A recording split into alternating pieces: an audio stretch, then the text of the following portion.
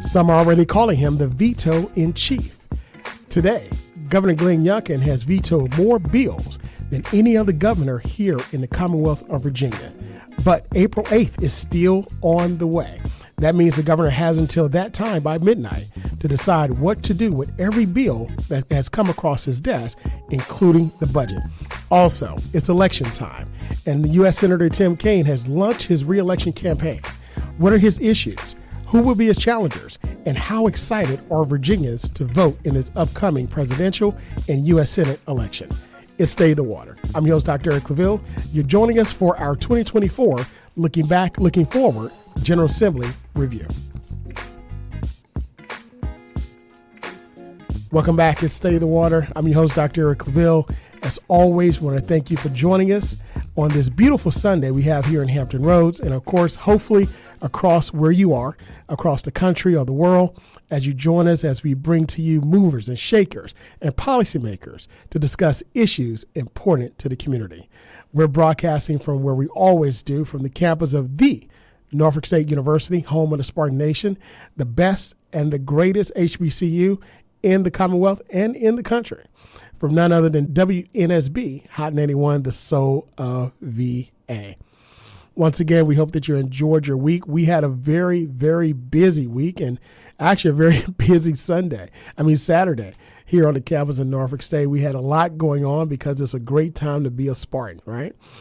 We had Admitted Students Day, so for all of the new students that we have coming to campus and all the parents and grandparents, we're excited to have you. This is your time as you come to campus to learn and also to pour into you, and you pour into us with your gifts and talents to go out into the world to do great things, because this is truly the place where we see the future in you. Led by our great President Javon Adams Gaston, great executive staff, all of our professors, faculty, and also our support staff, and you, the alumni.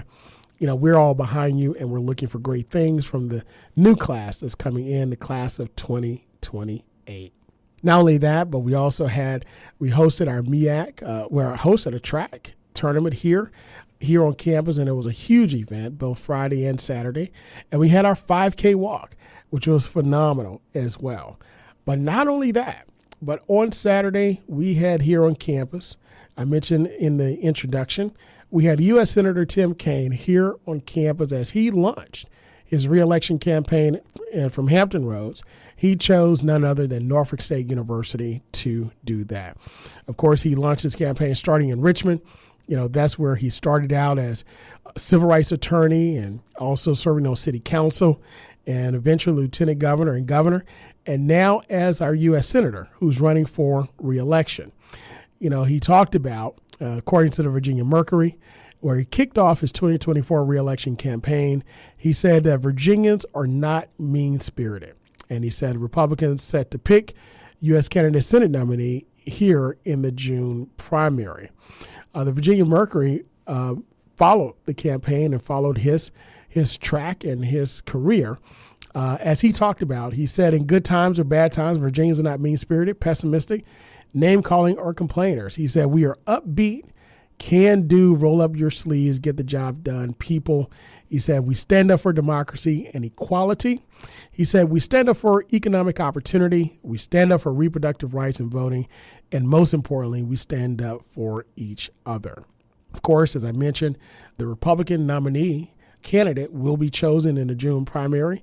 And right now, the Republicans have several candidates, or actually 8, that are currently running for their party's U.S. Senate primary on June 18th. But the biggest fundraisers, according to the Virginia Mercury, are so far former GOP congressional candidate Hong Kao, a U.S. Navy veteran who in 2022 lost the Democratic U.S. Representative Jennifer Wexton in Northern Virginia's 10th District, and Scott Parkinson, who worked for the conservative economic group Club for Growth and previously served as a congressional aide to Florida Governor Ron DeSantis when DeSantis was in the House of Representatives.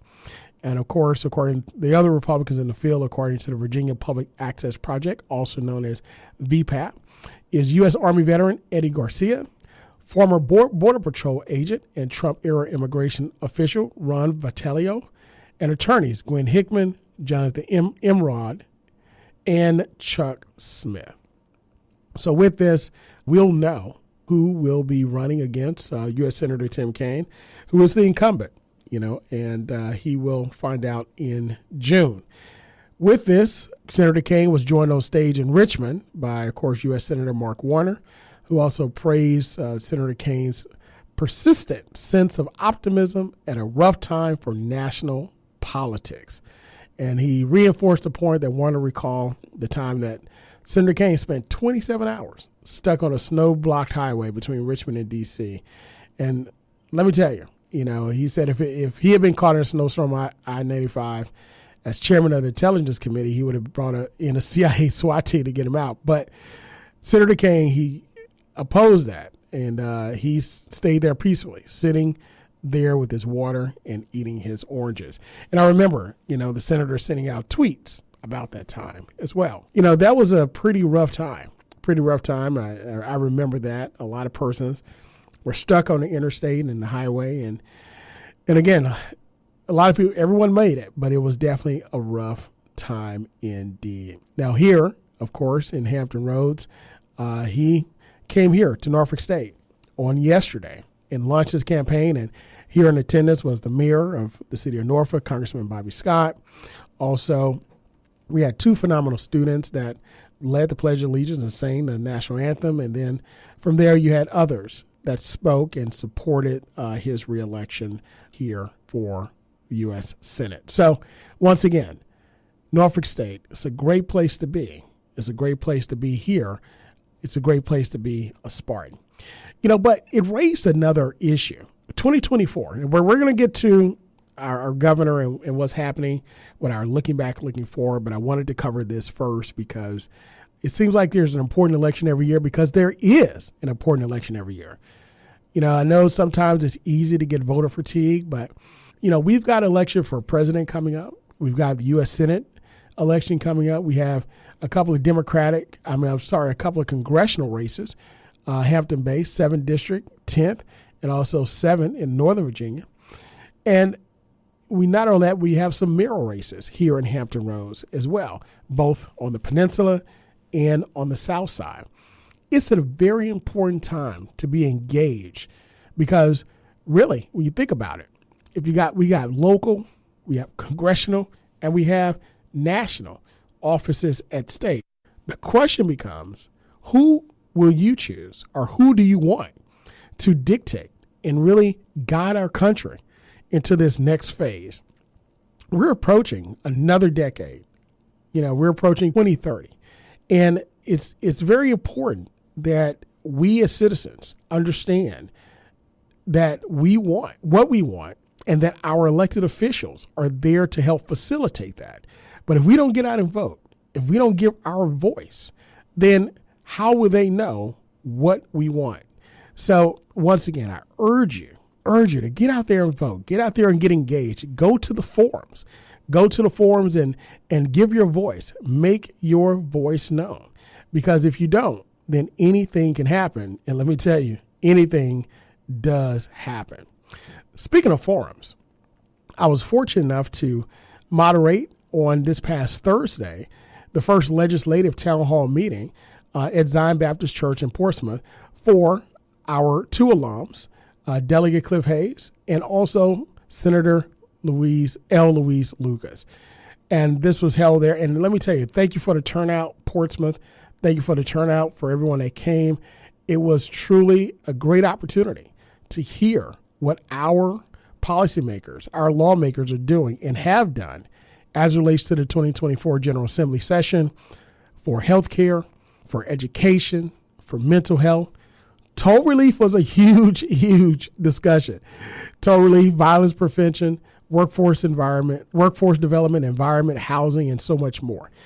And one thing I will say that I was hugely impressed with. First of all, I was humbled to be even asked to moderate by these two phenomenal public servants, Senator Lucas and Delegate Hayes, who are both alums of this great institution, great friends, and just great supporters of not just Norfolk State, but our communities. And you can't buy that. And these individuals were out talking about the great things that they were doing and for the people. One thing that came out in that particular discussion was how they advocated for them passing laws and policy, creating policy, and a budget for Virginia's families. Now, of course, we're going to get into the second phase of the show where we talk about the veto in chief, our governor who has set a record vetoing bills. But before we get to that, I just want to highlight what took place and what they've talked about. They said Virginia families first, and they mentioned the leadership of the House, the leadership of the Senate, the leadership of the General Assembly. For the most part, the chairs of most committees in the House and most in the Senate are all African American. And you have the chairs of the appropriations committees and the Speaker of the House all being African American. History-making events, history-making time. I've stated on news outlets before that Hampton Roads is the center of political power. But it's more than just political power, it's policy power. Because when these laws are made, when they're passed, it creates policy. Policy is how we govern ourselves, how we move and relate to each other and what we do. And under their watch, Senator Lucas said, under her watch, they're not going to allow the people's money to be spent like it's been spent before in a lot of instances irresponsibly with backdoor deals and the like. But they're going to make sure that the money is spent and the actions that are taken are done openly. Even if you disagree with it, they're going to be done openly. And the policies that are passed are going to be helping the people. Absolutely phenomenal. So I appreciated that. And we're going to do it again. We're going to do it again. This April 11th, I am moderating another town hall, legislative town hall. Again, it's going to be in Chesapeake this time. It's going to be at the Camelot Community Center. Camelot Community Center, 948 King Arthur Drive. Of course, again, with Senator Eloise Lucas, Delegate Cliff Hayes, and this time, two other great, phenomenal public servants, Delegate Nadarius Clark and Delegate Benita Anthony. Of course, we had Delegate Anthony on the show last week, who is really on fire. On fire, she represents NSU, on fire for what she's doing and for just a passion for the people. And that's what you love. That's what you want when you have public servants. And then also, Delegate Nadarius Clark, made history as one of the youngest delegates ever to serve coming out of Virginia Union, and really on the ground, really working for the people, and especially for young people in his community. So they'll be there. Again, 7 o'clock this Thursday, April 11th. Come out to Camelot Community Center and hear what's happening in the community as I moderate. Again, fortunate enough and blessed to be able to moderate another legislative town hall meeting to talk about the review of the 2024 General Assembly session. So let's get to the other topic, and let's take a look at what's happening with the bills that were passed. Of course, 974 bills. 974 bills went past the General Assembly along with the budget that went to the governor's desk to sign. So the governor here in the Commonwealth of Virginia, in most states, but we're speaking about the Commonwealth of Virginia, has the opportunity to sign a bill into law. They have the power to veto a bill outright. Here they have the opportunity to line veto. That means alter it with amendments. Strike something out and or put something in.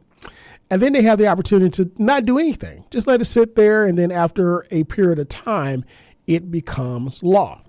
So that's how things work here in the Commonwealth of Virginia. Now, let me give you a few key dates first before we get into what the governor has and has not vetoed in actions that he may or may not take. So on April 8th, the governor has until midnight, April 8th, which is tomorrow, to either sign a bill into law, veto a bill, line item veto it, or add amendments, or do nothing. So tomorrow we'll know what the governor is going to do with things that are out there that he hasn't signed or haven't vetoed, bills that no action has been taken on. And then April 17th, which is not next week, but the week after, on Wednesday, which is after tax day, by the way, April 15th, file your taxes. The governor the General Assembly will come back to what they call a reconvened session to consider the governor's amendments and vetoes. So this is where the General Assembly will come together. They will take a look at what the governor did or did not do, and then they will take action up on those items. But according to the Cardinal News, they said 5 big things that the governor has not yet to act upon, but he has until tomorrow to act upon these things. Now, the article said he's already set a record for veto so far. Now, they compared him to his Democratic counterpart, Terry McAuliffe. Matter of fact, Terry McAuliffe, his predecessor, according to Cardinal News, during his entire 4 years, Youngkin has vetoed more bills than Terry McAuliffe. Now, I want to put that in perspective. The current governor has vetoed more bills than his predecessor, Terry McAuliffe, did during his entire 4 years. The governor's only been in office almost 2 years. But he's vetoed more, actually a little bit over 2 years. He's vetoed more than Terry McAuliffe did in all his 4 years. And guess what? He still has more to go, not just this year, but next year as well. So according to the Cardinal News, I want that to sink in for a second. He's got 2 more years, this year and next year, to still put some work in to basically veto some bills or pass bills.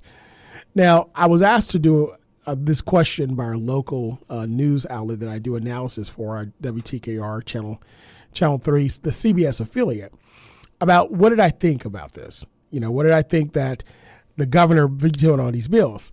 And I said, well, I think it was to be expected. Now, this many bills, I wasn't sure, but it was to be expected. And here's the reason why. The governor, who was the leader of the Republican Party de facto, because he is the highest ranking Republican official in the Commonwealth of Virginia, they lost the election for the House and the Senate. Now, they had the House prior to the election, but they didn't have the Senate. So you kind of had an advantage there from the governor's perspective on a lot of things and the Republican side. However, after the Democrats took the House and kept the Senate by a slim majority, but they do have it, the governor was left with nothing else than veto. So a lot of the policies, a lot of the bills that the Democrats campaigned on, that they would say that they would create for the people, are at the governor's desk, and that were diametrically opposed to the Republican stance on those issues, it was to be expected that he was going to veto those. So it's not expected. It's not unexpected, in my opinion, to see that he did so. However, it's still very, very interesting to see it actually happen. So according to Cardinal News, let's put some numbers to this thing. McAuliffe, a Democrat, he rejected 121 bills that a Republican legislature sent him. Okay? Now, keep in mind, both these governors served in times where their party was in power and the party was not in power in the General Assembly. He only rejected 128.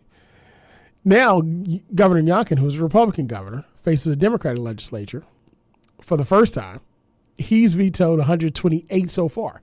He's already 7 up, 7 over, plus 7. He's got time to go. Now, again, according to Cardinal News, as I stated, some of these were completely predictable, right? But, really not, there were some bills that the governor, they knew that he was going to veto because he ran against it. First, he didn't sign any gun bills. As a matter of fact, he ended up vetoing that. He also vetoed the bill legalizing retail cannabis. But also, he vetoed raising the minimum wage, which, of course, we'll talk about that in just a moment. So when you look at the gun bills, the cannabis bill, minimum wage, and there are several others that he vetoed that were kind of high profile, those were some of the biggest bills, according to Cardinal News, that you'll see that the governor vetoed. But I want to talk about minimum wage for a moment. The minimum wage bill was something that was also talked about in the town hall with Senator Lucas and Delegate Hayes. Now, the minimum wage itself is what they call the raising of it. It's really a living wage. Before the Democratic governor, Terry McCullough, came into office and the Democratic General Assembly, minimum wage was $7.25. And that's what it was, of course, nationally, of course, in the state. But at $7.25, I don't know too many people that can live off that. I can't live off that. I don't know anybody that can live off that. Now, if you're living at home with your parents or have a roommate, you may be able to make some things shake, but probably not.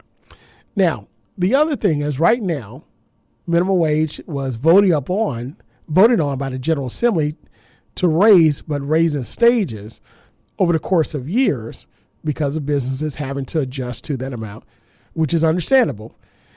But it had to come back to the legislature for a vote again, basically recertifying that, if I could use that term.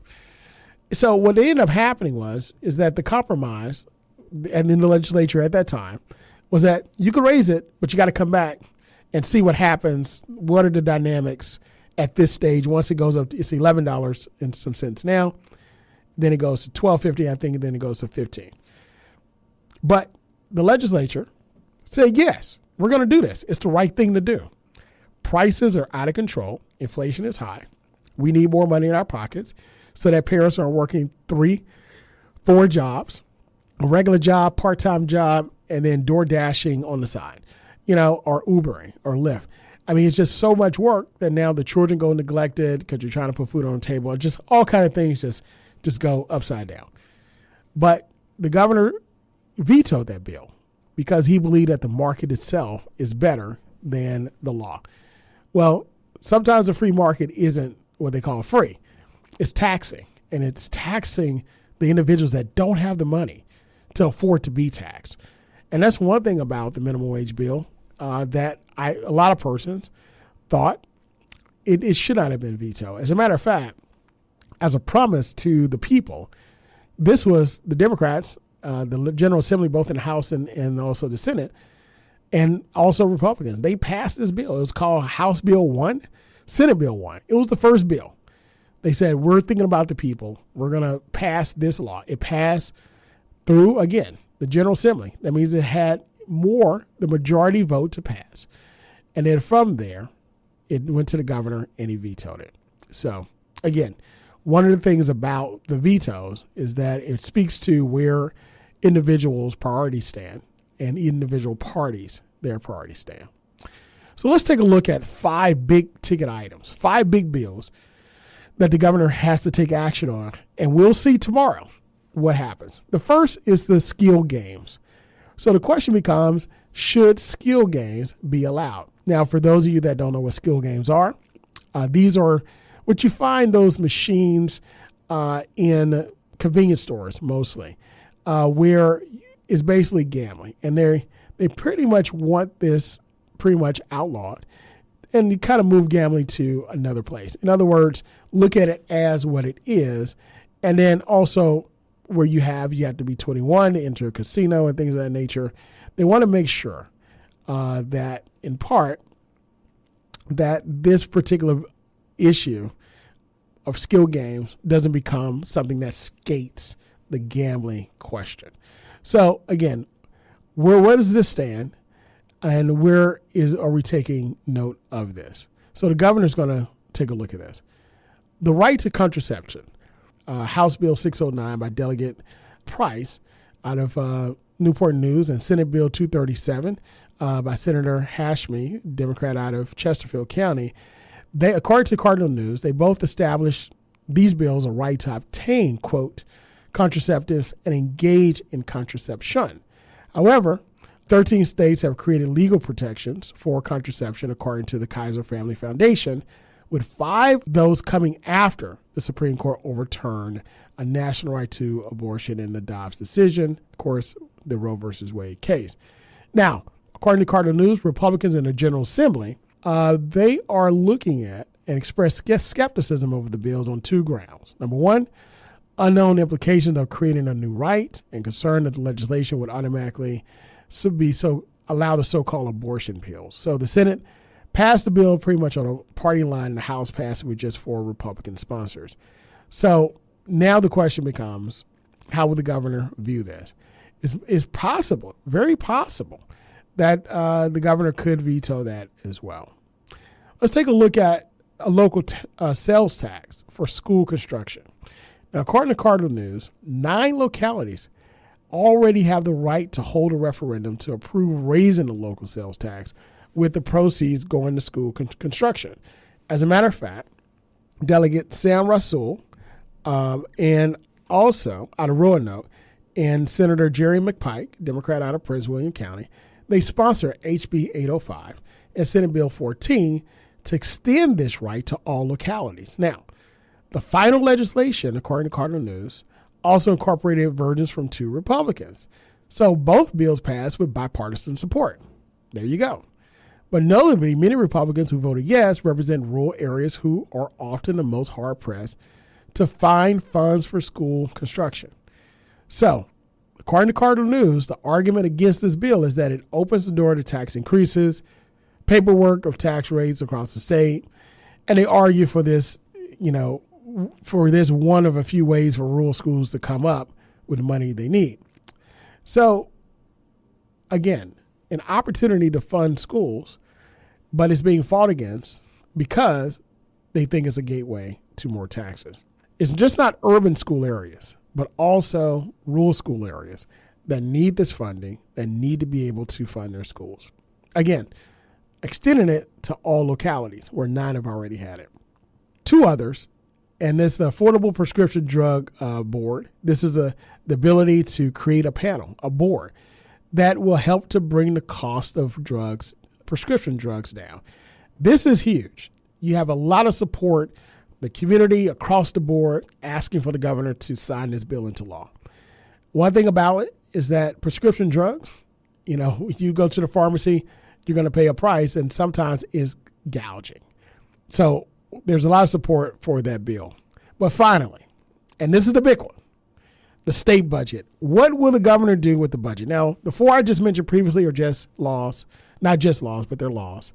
But the budget, what it's all about. The governor has toured on what's called the Backward Budgets Tour, saying that this was a backwards budget. Of course, the Democrats have toured on the Virginia Family First, calling it the perfect balance. This is the way that money should be spent. So if the governor vetoes the budget, that means the General Assembly has to go back and they have to work it all over again. One thing about it is that we passed the budget for the first time on time in years. The Democratic-controlled House and Senate, the Democratic-controlled General Assembly. So for Democrats, they made it clear that they have no interest in anything less than the budget that they just passed. So the Cardinal News, the key to any negotiation is having some give and take, but it's hard to see what's on the table here. But one thing about it, we will find out tomorrow by midnight what the governor's going to do. Well, listen, stay tuned and tune in next week as we break down the actions of the governor and what the General Assembly, what they will do going into reconvene. As always, it's Stay the Water. I'm your host, Dr. Eric Cavill. Thank you for joining us. Be good, be great, and guess what? We'll see you next week. God bless. Hi, I'm Carrie Washington, and you're listening to State of the Water with award-winning host Dr. Eric Clavel.